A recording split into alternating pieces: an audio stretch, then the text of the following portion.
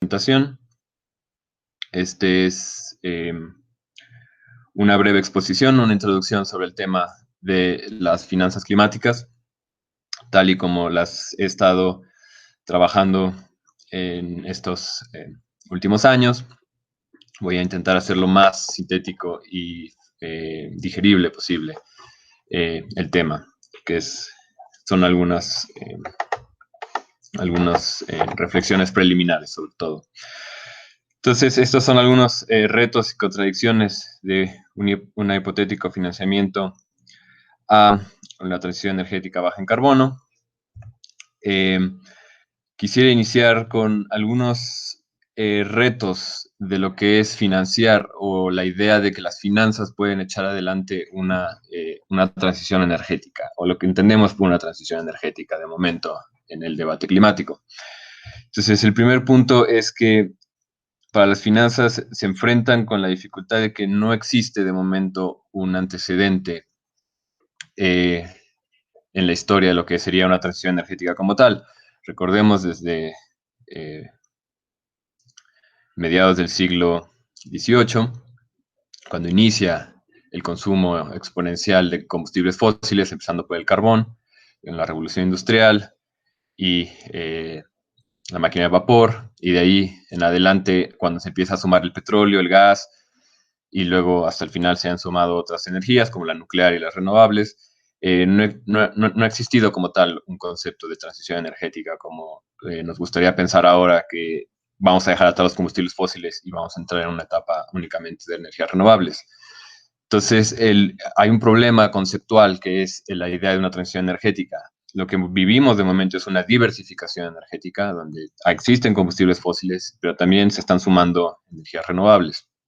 Entonces, por primera vez en la historia, al parecer, vamos a necesitar de una verdadera transición energética. Y esto es lo que las finanzas pretenden financiar. Esto genera problemas porque, en teoría económica, esto significaría una destrucción creadora de lo que es los combustibles fósiles, es decir, destruir capacidad instalada de combustibles fósiles para instalar la renovable. Esto resulta difícil porque hay muchas áreas que todavía dependen estructural y estratégicamente de combustibles fósiles. Entonces, como una primera provocación o una primera reflexión, la idea de que una transición energética resulta problemática en sí misma, como un concepto o un objetivo a lograr dentro de una agenda climática y sobre todo de una agenda de financiamiento. Dos, existe un debate, sobre todo ahora en México se ha visto mucho, pero es un debate que puede encontrarse en distintas regiones y países del mundo, en que hay una dicotomía en la que encontramos argumentos en contra ya de los combustibles fósiles porque son contaminantes, porque son extractivistas, y una modernización deseable de renovables. Aquí hay que tener también un poco de cuidado porque cuando las finanzas dicen, bueno, vamos a dejar atrás una cuestión puramente fósil para entrar a las renovables, aquí hay que problematizar un poco la idea de que las renovables siguen ancladas a los combustibles fósiles de dos maneras. La primera es que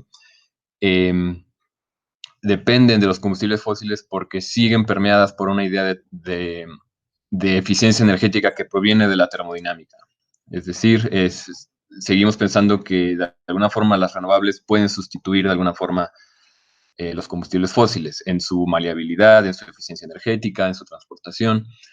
Esto también es problemático porque no hay una continuidad como tal. Tiene que haber totalmente una ruptura en la manera de entender la energía de fósiles hacia renovables.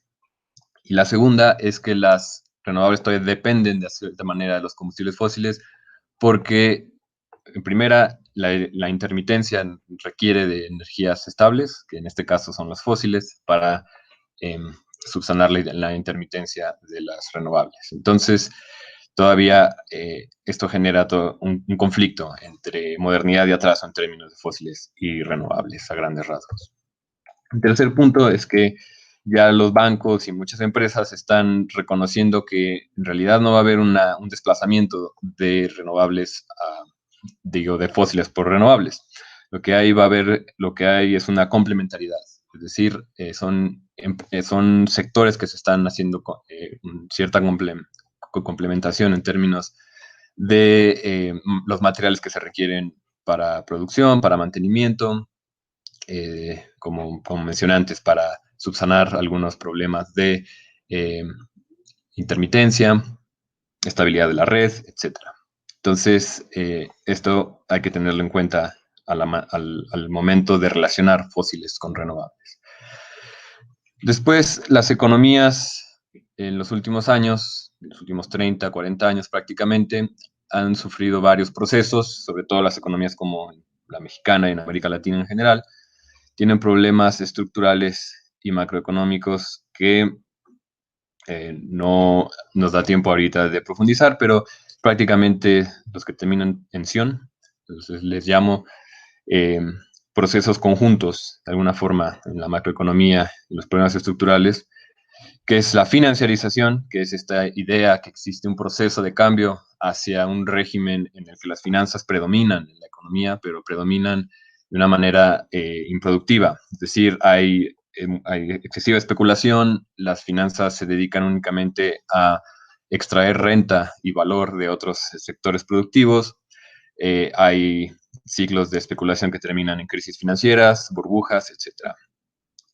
Luego los procesos de privatización, que en el caso de México es muy paradigmático.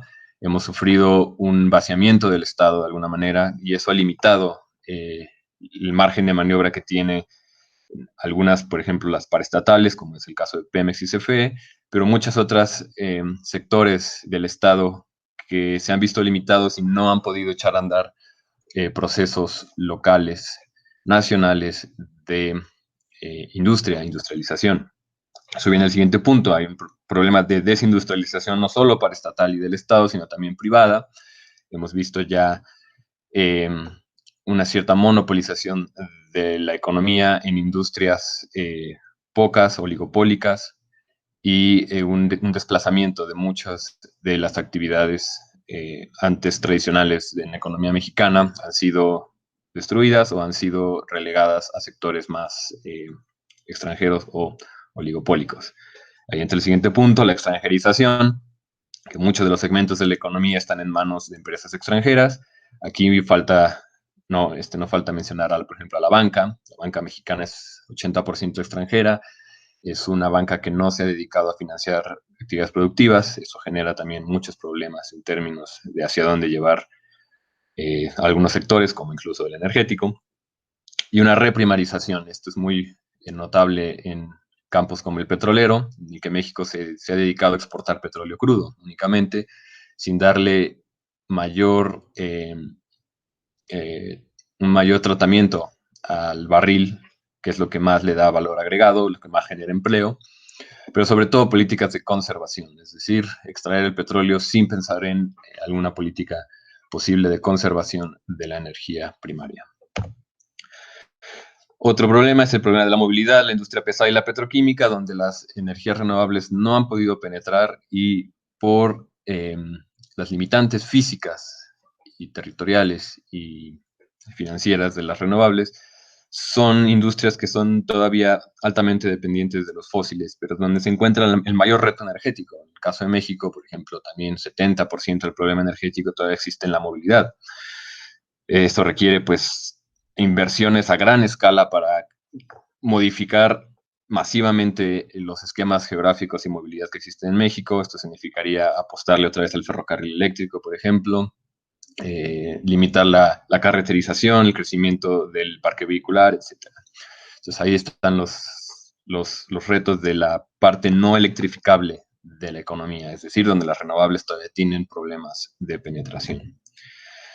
Y por último, las contradicciones financieras y espaciotemporales de las energías renovables, que también pueden derivar en conflictos socioterritoriales y ambientales. Esto lo podemos ver en proyectos grandes como las eólicas en Oaxaca, algunos campos solares, en tierras ejidales, etcétera. Entonces, esta es una breve contextualización de lo que las finanzas están pensando en cierto terreno sobre energías alternativas y una transición energética como tal. Paso a la cuestión de las finanzas climáticas.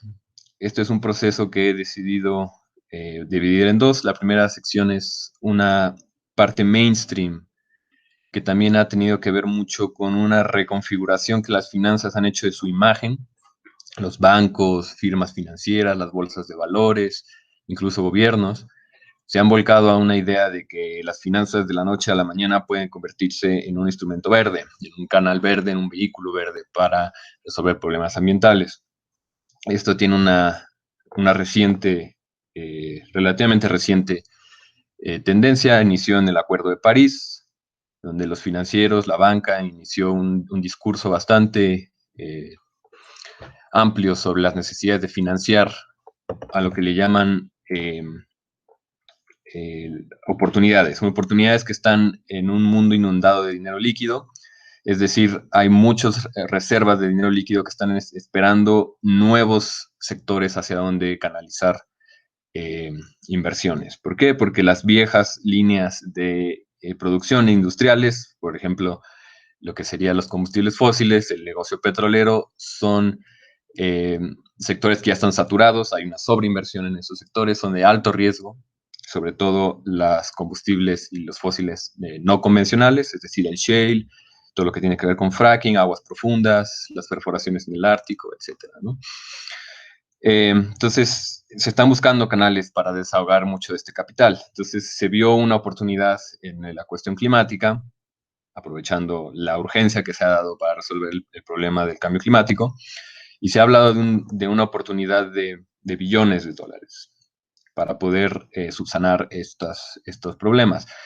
Estas oportunidades de inversión generaron mucha expectativa en el sector financiero. Se hablaron de ganancias extraordinarias en muchos sectores que necesitan detonarse, no solo energías renovables, estamos hablando de las smart grids, estamos hablando de movilidad, de autos, de camiones con baterías, estamos hablando de poner paneles solares en residencias, estamos hablando de huertos incluso a la mitad de las instalaciones urbanas. Es una cuestión climática ampliada de alguna forma. Tiene que ver con alimentación, con agua, con recursos naturales en general. Entonces, las finanzas se vieron muy entusiastas en este sentido e iniciaron una serie de reportes, iniciaron una serie de eh, iniciativas que tienen que ver con profundizar el sistema financiero hacia cuestiones verdes, ambientales, como se le quisiera llamar. Y de ahí viene sobre todo el concepto de finanzas climáticas. Esto, en el caso es exclusivo de la energía, implica una inversión en infraestructura y tecnología para la generación, la transmisión y el consumo de energía renovable e industrias complementarias. Tiene que ver con no solo la fabricación de paneles, turbinas, sino también la forma en la que el negocio energético va a funcionar, la fijación de la tarifa, quién se va a hacer cargo del suministro, la red, etcétera, ¿no? En caso de México, pues tenemos ya el papel de la CFE, que también ha sido bastante eh, problemático en el sentido de que las finanzas tuvieron que crear un mercado en México, como es el mercado eléctrico mayorista, tuvieron que intervenir con iniciativas en el mercado para poder ajustarlo a estos nuevos objetivos que se fijaron en el Acuerdo de París y poco antes. Se sigue pensando en esta idea mainstream de de grandes proyectos centralizados. Esto me refiero a grandes granjas solares, grandes instalaciones eólicas que han hecho algunas empresas en México, incluyendo las eólicas, por ejemplo, las de Oaxaca. Hay otros planes ya desarrollados en el norte de México, sobre todo solares, en Baja California Sur, pero que siguen siendo grandes proyectos en el que los bancos y empresas siguen hacia adelante de la única manera en la que ellos la entienden. Es decir, estos proyectos con mercados financieros tradicionales, con prácticas empresariales jerárquicas, y sigue habiendo un apetito financiero altamente especulativo, en el que la energía pues sigue siendo un commodity. No se ve la energía como una necesidad, un derecho humano o un derecho de seguridad humana, sino más bien un commodity, una mercancía. Pero aquí entra una cuestión que las finanzas han delineado bastante claro, que es a diferencia del petróleo, que en el mercado petrolero existe un barril, existe un commodity como tal, en las energías renovables, como no existe un stock, a lo que le llaman un stock en el que se puede invertir, que en este caso sería el sol o el viento, las finanzas se van sobre la infraestructura y la tecnología. Es decir, para ellas ahí el principal motivo para la inversión y el desarrollo está en tecnología e infraestructura. Entonces ahí es donde ellas están pensando en localizar las inversiones y sobre todo generar algunos esquemas de extracción de rentas, que es a lo que primero hacen las finanzas. Las finanzas por definición extraen renta de alguna actividad productiva o algún activo financiero, que en este caso sería esa tecnología o esa infraestructura. Y por último, está mucho el discurso financiero de las finanzas climáticas, está esta idea del capital natural, es decir, que la naturaleza tiene que emular procesos productivos, tiene que hacerse eficiente económicamente en sí misma para poder detonar este tipo de inversiones y que los inversionistas accedan a caer en este tipo de proyectos. Pasamos después a la otra cara de la moneda o a la otra idea de que las finanzas pueden convertirse en un vehículo hacia el decrecimiento. Es decir, la transición energética requiere pensar en no solo unas finanzas distintas, sino también junto a ellas una forma distinta de consumir energía, una forma distinta de pensar la energía, de conceptualizarla y sobre todo de consumirla y de generarla. Entonces, voy a iniciar con algunos puntos. Se habla ya de una imposibilidad de transición energética con crecimiento. Esto es un tema bastante importante porque cuando hablamos de proyectos de energías renovables, las finanzas mainstream tradicionales siguen pensando en que ese tipo de energía puede crecer al infinito.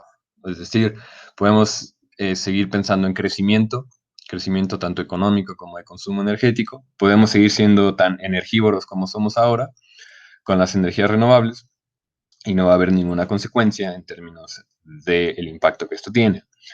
Esto genera problemas porque la infraestructura para energía renovable requiere mucha territorialización y el hecho de que siempre esté creciendo es ocupar más territorio, ocupar más infraestructura y más tecnología. Entonces, lo que hacen las finanzas antagónicas a esto sería convertirse en su contrario, es decir, finanzas del decrecimiento. Cómo las finanzas pueden hacer que se financien proyectos de energía renovable, pero sobre todo que haya una transición hacia un decrecimiento. Es decir, consumir menos energía, hacer más eficientes los consumos de la población y sobre todo nivelar las asimetrías que existen entre pobreza energética y opulencia energética. Es decir, que los que más consumen no consuman tanto y los que no logren consumir el mínimo de seguridad humana de energía logren hacerlo. Las finanzas también se preguntan ahora, ¿energía para qué la queremos? Es decir, un reconocimiento plural de la energía no es lo mismo la energía que está pensando el especulador, el que se dedica a la consultoría financiera en energía, él está pensando en una particular forma de entender lo que es energía. Puede ser desde la especulación, desde el rendimiento financiero, desde la tasa de retorno, pero aquí hay que reconocer una pluralidad que existe en el mundo, que tiene que ver desde la señora que consigue leña para calentar el carrito de los esquites, la comunidad que necesita cierta biomasa, puede ser igual leña, cualquier tipo de paja para poder, o el carbón a flor de tierra para poder proveer de calor a la comunidad. Existen todo un buffet de concepciones de la energía que tiene que penetrar en el discurso de la transición o transiciones energéticas, porque aquí ya no hablamos de una sola transición, hablamos de muchas transiciones energéticas a la vez. Aquí, en algunas entrevistas con algunos economistas tuve esta idea de que necesitamos una doble transición energética. Esto no es solo una transición que tiene que ver con los recursos, es decir, financiar energía renovable, pasar de combustibles fósiles a energía limpia tanto industrial como no industrial, porque también hay energías renovables no industriales, como las pequeñas hidroeléctricas, los biodigestores, etcétera, sino también una transición energética institucional. Y en el caso de México es muy importante porque seguimos debatiendo a estas alturas sobre el papel, por ejemplo, de Pemex y CFE, ¿no? Entonces, este debate se puede prolongar todavía muchos años, pero entre más rápido lo abordemos mejor. Necesitamos una transición institucional de Pemex y CFE. Con esto no me refiero a privatizar, me refiero a que tienen que cambiar la manera en que el Estado tiene sujetas estos sectores de alta rentabilidad y la manera en la que esa energía está fluyendo y se conecta con las necesidades de la población. Este cambio no se ha logrado. Es una transición institucional bastante compleja, pero es necesaria para seguir, para limitar y no caer en estos falsos también dilemas entre Estado y mercado, esta supuesta tercera vía que es las PPPs, las Public-Private Partnerships o asociaciones público-privadas que tampoco han funcionado del todo. Entonces, esta transición institucional es bastante urgente también para casos como los llamados petroestados, que es el caso mexicano. La transición es un modelo de resolución de problemas y preguntas concretas. Aquí es donde las finanzas empiezan a hilar fino porque la cuestión del financiamiento no se aboca a una cuestión de mercado, de eficiencia, de tasas de retorno únicamente, sino de resolver problemas y preguntas concretas de poblaciones y regiones en específico. Entonces aquí la geografía juega totalmente un papel fundamental para entender cuáles son las diferentes necesidades de mucha gente en todo el abigarrado territorio mexicano, que no es lo mismo la necesidad de energía en Tamaulipas que en Chiapas. Las comunidades son distintas, a pesar de que estamos en México, pero las necesidades y las capacidades de cada región son variables. Ok, aquí entramos a la idea de que la transición energética tiene que estar ligada a otras transiciones, transición alimentaria, transición de consumo de agua, transición de manejo del espacio, de la, eh, de la movilidad, etcétera, ¿no? Entonces aquí las finanzas no solo están abocadas a financiar tecnología renovable, tienen que generar esos encadenamientos productivos hacia otras transiciones, no solo energéticas, sino de otra índole, socioclimática sobre todo. El siguiente punto, que las finanzas reconozcan que no hay una solución al problema climático, sino que lo que tenemos de ahora en adelante frente a nosotros es un largo proceso de asimilación. Lo estamos viviendo ahora con la cuestión del coronavirus, estos procesos que van a alimentar mucho ahora la noción del siglo XXI. Son largos procesos de asimilación, de adaptación, de resiliencia, que son también conceptos que han estado mucho en boga últimamente, pero que explican algo de lo que está sucediendo ahora en el siglo XXI. Por ejemplo, el tema del coronavirus, ya se habla de que esto es un ensayo, ¿no? Esto es un ensayo de lo que va a venir ahora en adelante, no solo en términos de enfermedades, sino acceso a energía, alimentos, agua, etc. Entonces, no hay que creer cuando las finanzas o un banco o una firma financiera dice que ya encontraron la solución en inversiones hacia el problema del cambio climático, de las emisiones de carbono, etcétera, como los bonos, los impuestos al carbono, etcétera, ¿no? Esas no son soluciones. Lo que tenemos enfrente son grandes retos que van a requerir bastante planeación, bastante regulación y sobre todo participación. Y bueno, aquí un último punto en el que se habla de una transición energética como una transición política hacia otras formas alternativas de organización y sociedad. Esto es un discurso que se ha tenido mucho desde la parte crítica de la academia, que la transición energética no solo es una cuestión técnica, financiera e ingenieril, sino que también es una cuestión socioterritorial, es política, y va a requerir de una participación no solo comunitaria, sino ciudadana del tema del medio ambiente. Ok, voy a pasar a lo que es la parte dura, diría yo, de lo que es las finanzas de la transición energética. Y con esto voy a terminar esta intervención. El tema de una geografía financiera de la transición energética es algo que he estado trabajando últimamente. Y muchos de los modelos que existen ahora, por ejemplo, los modelos o de los reportes que hacen algunos tanques de pensamiento, algunas consultoras, algunos centros de investigación como el IRENA y otros países, iniciativas como por ejemplo en Escocia, en el Reino Unido. Son ejemplos muy valiosos de cómo se han intentado detonar inversiones en energías renovables, pero siempre hay que obedecer a la cuestión de que necesitamos entender el problema estructural y territorial mexicano. Es decir, no podemos importar simplemente algún modelo, es importante aprender de esas iniciativas, pero siempre hay que pensar también de los problemas estructurales que tenemos en casa, de cómo adaptar la cuestión no solo financiera, sino más amplia del reto climático a los problemas de México, sobre todo el financiero, que pues en México el sector financiero es un sector altamente improductivo. La Bolsa Mexicana de Valores es de las de menos bursatilidad en América Latina, comparada incluso con Brasil. Solo hay un par de empresas, los oligopolios clásicos en la Bolsa Mexicana de Valores. No es una bolsa que se dedique al financiamiento de la producción. El sector bancario mexicano es altamente también oligopólico, extranjerizado, como ya había mencionado. Son mercados financieros que se dedican únicamente a la intermediación de renta, de bonos. Hay poca canalización hacia objetivos productivos. Entonces, como primer punto de esta geografía financiera, y también poniendo los ojos un poco en México, la intención es dar un giro alternativo a las finanzas, aunque seguimos partiendo de algunas premisas de cómo funcionan las finanzas, de que necesitamos a los bancos, necesitamos a las bolsas de valores, necesitamos de alguna forma intermediación de algunos instrumentos financieros, pero hay que darles la vuelta de alguna manera a su funcionamiento.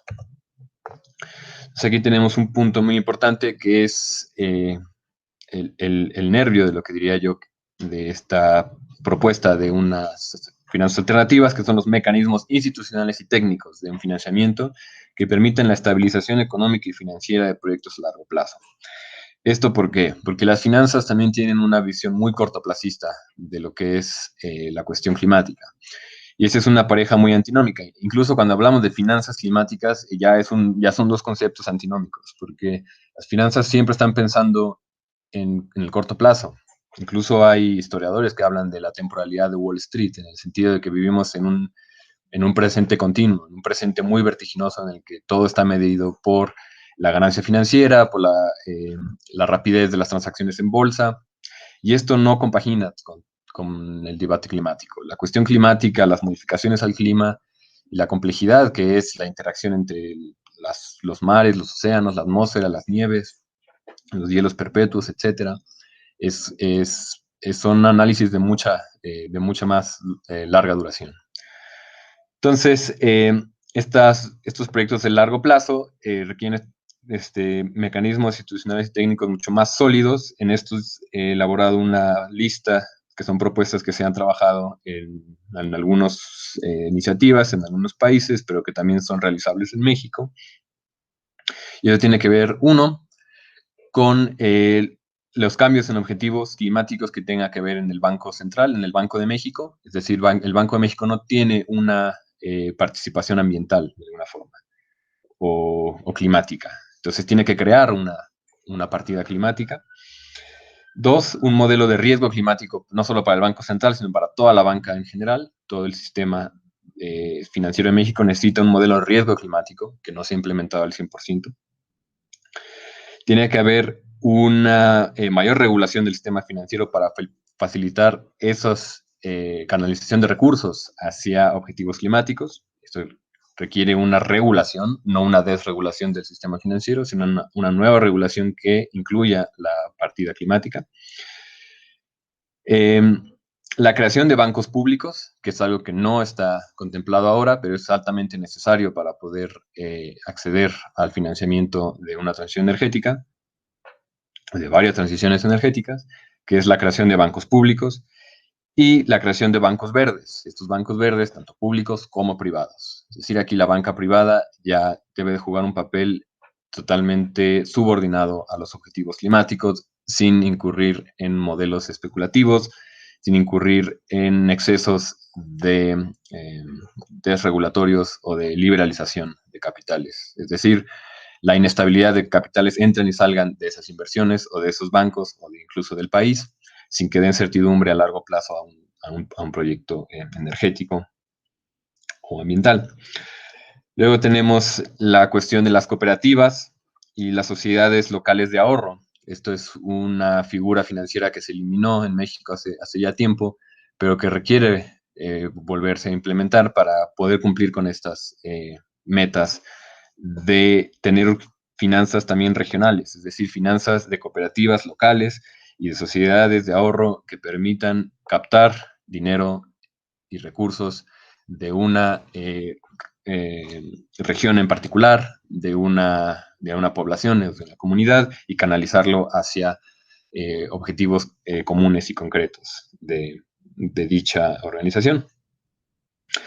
El siguiente punto, el fintech o las fintech, que son las tecnologías financieras, que también ahora con todo este boom que ha habido de aplicaciones, de servicios financieros en línea, incluso lo que le llaman las criptomonedas, puede haber una detonación de estos microsectores. Por ejemplo, la idea de poder pagar paneles solares con criptomonedas o crear una criptomoneda basada en rendimientos de energía renovable, etc. El tema de los bonos verdes, bien regulados, que son parecidos a los bonos climáticos, pero que estén también subordinados a problemas y preguntas concretas. Y por último, la transparencia de información, que esto también, las finanzas se caracterizan por ser opacas en muchas de sus actividades. Está el secreto bancario y muchas otras controversias que ha habido en términos de información financiera, pero tiene que haber una transparencia, sobre todo para lograr objetivos comunes de estos tipos de mecanismos que se están proponiendo. Y hay uno que olvidé, que es el aumento del gasto público en la transición energética. Esto es decir, que el Estado renuncia a ciertas ideas de austeridad y como se está planteando en algunos países, que es el caso del Green New Deal en Estados Unidos o la Green Industrial Revolution en el Reino Unido, lanzar programas macroeconómicos y macroestatales sobre cómo el Estado puede echar a andar este tipo de proyectos y de programas más ambiciosos. Esto va a tener mucha más relevancia ahora en este mundo post-COVID, ya que se está hablando de un renacimiento de energías renovables en el mundo post-coronavirus, pero el mercado no va a hacer eso. Vamos a necesitar realmente una presencia estatal fuerte que logre echar a andar estos mecanismos, no desde el punto de vista clásico de un Estado burocrático altamente ineficiente, sino cambiando estas ideas institucionales que están ligadas a la transición energética.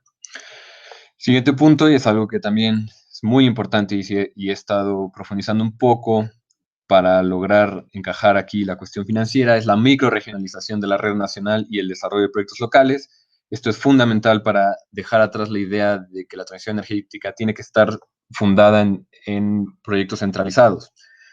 La cuestión de la transición energética es altamente geográfica y las finanzas ahí juegan el papel concreto de cómo esta configuración territorial energética puede moldearse a través de un esquema eficiente de mecanismos de financiamiento. Y esto tiene que ver con crear microregionalizaciones de la red para atender las necesidades, que sean redes a pequeña escala, que sean más estables, que atiendan problemas concretos y estén bien fundamentadas en la cuestión no solo socioecológica, sino también económico-financiera, que sean rentables, que den el servicio de suministro de energía y que logren un esquema mucho más eficiente, más que el gran aparato burocrático de la CFE o los proyectos privados que han proliferado en México. Siguiente punto, la importancia de las economías circulares, las cooperativas y los encadenamientos productivos regionales, que esto también es un tema muy importante porque toda transición energética va a tener que no solo ir hacia el de crecimiento, sino apoyar este tipo de iniciativas locales. Y aquí es donde la cuestión técnica es muy importante porque aquí ya no es un problema solo de ingeniería o de cuestión de infraestructura y de tecnología. La brecha que está en medio para que este tipo de negocios locales logren proliferar, estoy hablando de ejidos, de comunidades que tienen actividades agrícolas, eh, de pequeñas productoras, por ejemplo, de café. Aquí el problema es financiero, y el financiero en el sentido de cómo estos recursos giran adentro de esa misma encadenamiento, de esa misma economía y esa misma región, y se puedan lograr una especie de microcrecimiento también alrededor de estas actividades, lo que incluye poner un encadenamiento de economía circular de energía que tenga que ver con biodigestores, con paneles solares, con micro hidroeléctricas, con invernaderos que absorban CO2, etc. Eso ya es tema de otra exposición.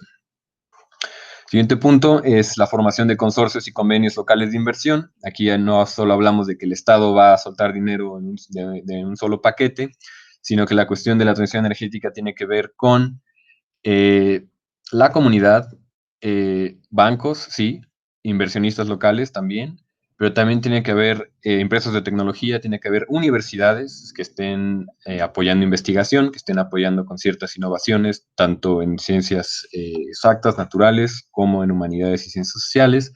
Entonces, estos consorcios son muy importantes porque ahí es donde justamente los recursos van a asignarse de manera mucho más concreta y eficiente para resolver los problemas. Es decir, no lo va a decidir un burócrata, no lo va a decidir el consultor privado, lo va a decidir entre la comunidad, entre la academia, entre el municipio, el Estado y también todos los niveles de gobierno y la cuestión privada, que es no solo los recursos financieros, sino también tecnológicos y de asesoría. Y aquí empiezo también con bueno, más bien termino ya con un par de ideas que también he estado desarrollando sobre las tasas de restitución de recursos naturales y desarrollo de índices.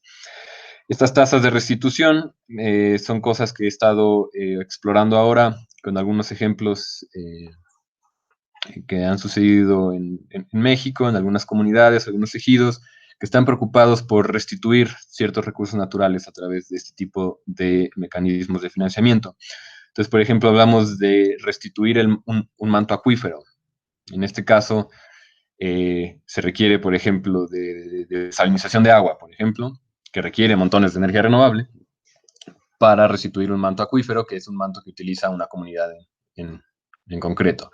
Entonces, aquí las finanzas ya se ponen objetivos o se autoimponen objetivos de que tiene que, al final del proceso, tiene que haber una tasa de restitución de recursos naturales. Esto se puede ampliar sobre todo, por ejemplo, a CO2. Entonces, no solo hay restitución de recursos naturales, sino que también hay un indicador que te dice, bueno, este esquema de financiamiento redujo tanto CO2 en este proceso en específico, ¿no? Y el desarrollo de índices, que estos índices no solo tienen que ver con las necesidades de cada región, puede haber un índice en una región, que es un índice que comparte financiamiento con necesidades específicas. Entonces, por ejemplo, es un índice de financiamiento en el que se habla de requerimientos de energía, cuánta energía se requiere para tal tarea, para tal necesidad de la comunidad, para tal proceso productivo, sino que también es un índice de desinversión, del famoso divestment, que se habla ahorita en muchos de los discursos sobre combustibles fósiles, hay que desinvertir en actividades fósiles. Entonces también es un índice que te dice cuándo se está desinvirtiendo en actividades contaminantes. Y sobre todo son índices que te ayudan a identificar los activos sustentables y no sustentables. Es decir, qué tipo de materiales se están utilizando, qué tipos de procesos están en, involucrados. Entonces hay un catálogo de actividades, o de activos más bien, perdón, activos fijos, tanto sustentables como no sustentables. Y esto ya se hace una contabilidad ambiental, que también es parte de las finanzas. Es decir, no solo hay costos monetarios, sino también se toman a consideración los costos climáticos y socioambientales.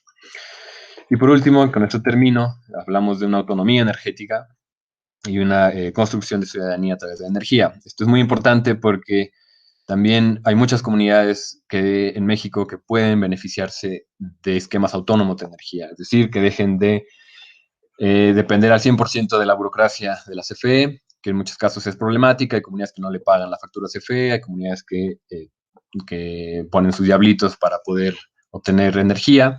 Entonces, estos esquemas de autonomía y que haya comunidades que se puedan organizar alrededor de estos esquemas es muy importante, es también algo que las finanzas tienen en mente, las finanzas climáticas alternativas, porque de alguna forma eh, el hecho de que una comunidad pueda organizarse, ya sea en una cooperativa, en una microempresa, en una pyme, tiene que ver mucho con cómo esos recursos financieros van a fluir en esa comunidad, en esas tareas, en ese tipo de empresas, y hacia dónde van a hacerse esos efectos multiplicadores que le llaman, ¿no?